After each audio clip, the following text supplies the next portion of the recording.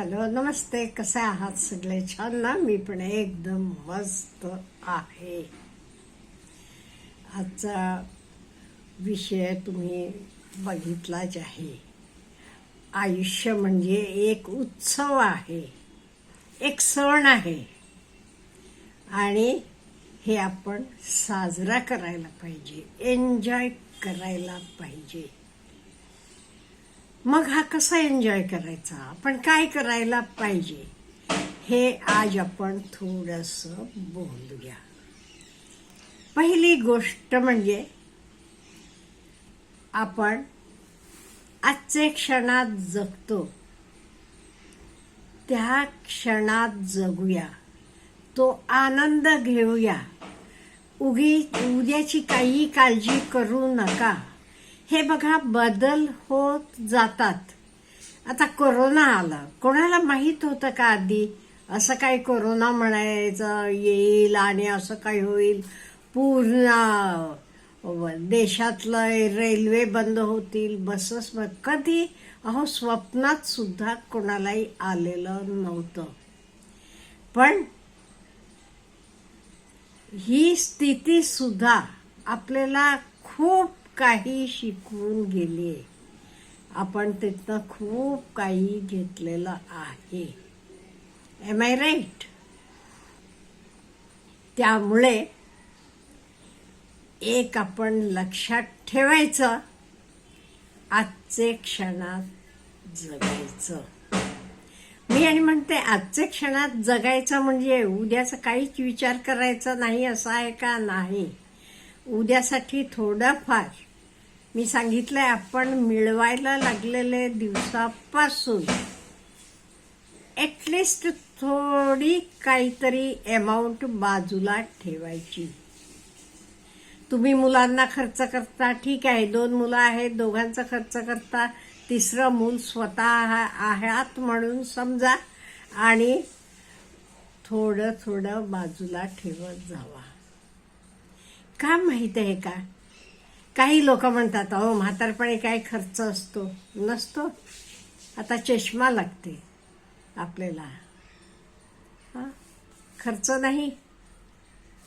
नंतर कोणाला BP येईल, शुगर होईल आणि काही होईल, डॉक्टरांकडे जायला लागेल. औषधाला नाही पैसे लागत. एवढंच काय, काहीतरी बाहेर जाऊन खाऊया, कुठे तीर्थयात्रेला जाऊया वाटते, कोणाला काही उचलून देऊया वाटते. आपल्याला गरज आहे ना? का मुलांकडे मागत बसायचं? मुलांकडे मागितलं तर मुलं काय म्हणणार? हो नाही हो बाबा, महिना अखेर आली, आता कुठून पैसे देऊ तुम्हाला? मग आपण आपली रेस्पेक्ट ठेवून घ्यायची, तर कोणाकडे हात पुढे करायचा नाही, हे लक्षात ठेवायचं. त्यामुळे जे काही आपल्याला गरज पडेल तेवढं आपण बाजूला ठेवायचं आणि स्वतःची काळजी घ्यायची. स्वतःचं आरोग्य म्हणा, स्वतःवर प्रेम करायला आपल्याला यायला पाहिजे. आणि एक सांगू, we are all children of God. आपण देवाची मुलं आहोत. देवानं आपल्याला खूप काही दिले, मग त्याचा उपयोग व्यवस्थितपणे करायला. तुम्हाला देह दिले, डोकं दिले, मग आपण अभ्यास करणं आपलं कर्तव्य आहे का नाही? विद्यार्थी असाल तर देवानं दिले का हे सगळं वापर, म्हणजे उद्या तुझं चांगलं होणार आहे. उद्या म्हणजे फ्युचर. मग आज आपण त्याचा उपयोग करायला पाहिजे का नको? करायला पाहिजे. नाही तर सोडून दिवसभर TV बघत बसला, मोबाईल बघत बसला, हिंडत बसला, चालेल का? नाही. उद्याचा दिवस तुम्हीच कष्टात येणार. त्यामुळे उद्या आपल्याला सुख मिळायला पाहिजे, ते हे आजचा दिवस आपण देवानं जे काही आपल्याला दिले त्याचा पूर्ण उपयोग करायला पाहिजे. मी का देवानं दिले तर म्हणतो, म्हणजे फॉर एक्झाम्पल आता सचिन तेंडुलकर क्रिकेटचा देव आहे. क्रिकेटमध्ये तो एवढ्या टॉप आहे, तेवढ्या दुसऱ्या गोष्टीत तो टॉप असू शकेल का? नाही. इन द सेम वे प्रत्येकाला देवानं काहीतरी दिलेलं आहे. आपल्याला देवानं काय दिलंय हे आपण जरासं जाणून घ्यायला पाहिजे आणि पुढे सरकत राहायला पाहिजे.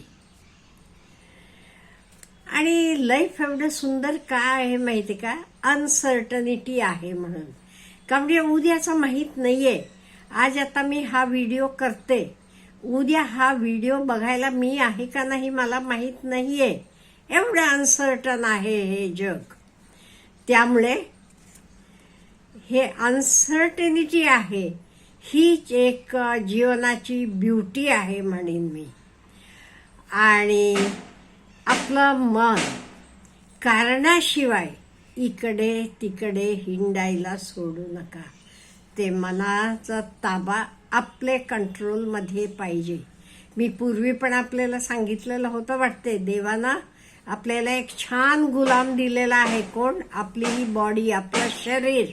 हे कसं हवं तसं वापरायचं आपल्या हातात आहे. त्यामुळे ते गुलामाकडनं काम करून घ्यायचं तुमचं काम आहे. तुम्ही त्याला व्यवस्थितपणे कामाला लावलं नाही की तोच उद्या तुमच्यावर तुमचा काय म्हणेन मी, सम्राट म्हणून बसेल. त्यामुळे आपल्याला देवानं दिलेले हे गुलामाकडनं व्यवस्थित राबवून घ्या, चांगलं करून घ्या. आपलं आयुष्य खूप मस्त बनवून घ्या.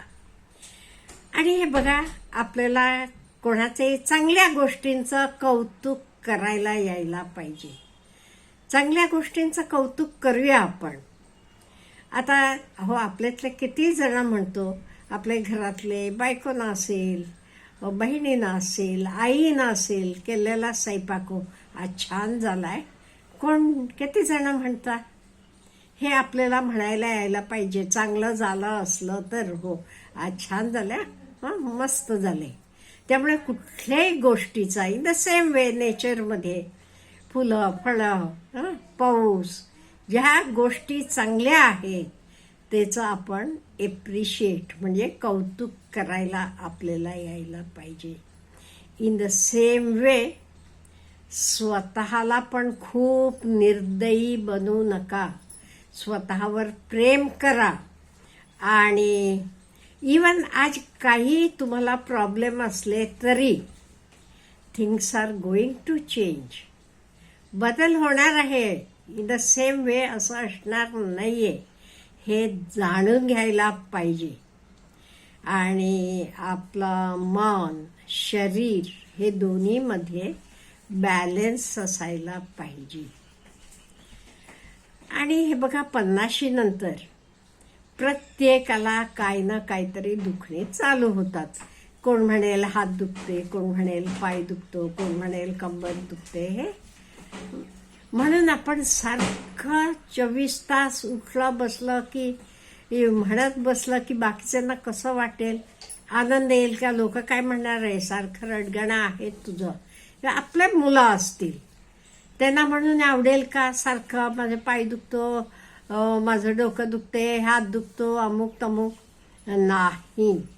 त्यामुळे अगदी काही सिरियस असला औषध पाणी घ्या, पण सारखं सांगत बसू नका. आपला आनंद आपण वाटायला यायला पाहिजे, पण दुःख बिलकुल जास्त शेअर करू नका. तुम्ही पण तर विसरून जावा. ॲट द सेम टाइम आपण कसं जगायचं आहे तर आहे तसं राईटफुली जगायचं. नुसतं कोणाबद्दल खोटं बोलायचं आणि काय सांगायचं नाही, असं बिलकुल करायचं नाही. आहे हे आहे तसं इन द सिम्पल वे आपण जगायला लागलो का नाही. अगदी साधं आपलं जीवन सुद्धा एक उत्सव असतो. असं नाहीये फक्त पैसे असणारे लोक चांगले राहतात बाबा, छान एन्जॉय करतात. नाही. अहो, अगदी सायकलवरनं बघा तुम्ही, नवरा बायको मुलं जातात सुट्टीच्या दिवशी कुठे बाहेर एन्जॉय करतात येतात. म्हणजे हे एक जीवन, म्हणजे एक आपल्याला देवानं दिलेलं गिफ्ट आहे. हे एक उत्सव आहे. त्यामुळे प्रत्येक क्षणाचा आनंद घ्यायला आपल्याला यायला पाहिजे. एवढं केलं का नाही, आपलं बघा जीवन बदलते का नाही. ही अगदी साधी गोष्ट आहे, काही हे नाही. मी आजूबाजूला बघितलेल्यावरच सांगते. त्यामुळे प्रत्येक गोष्टीतनं आपण आनंद घेऊया. आपल्याला काय वाटते? Have a good day.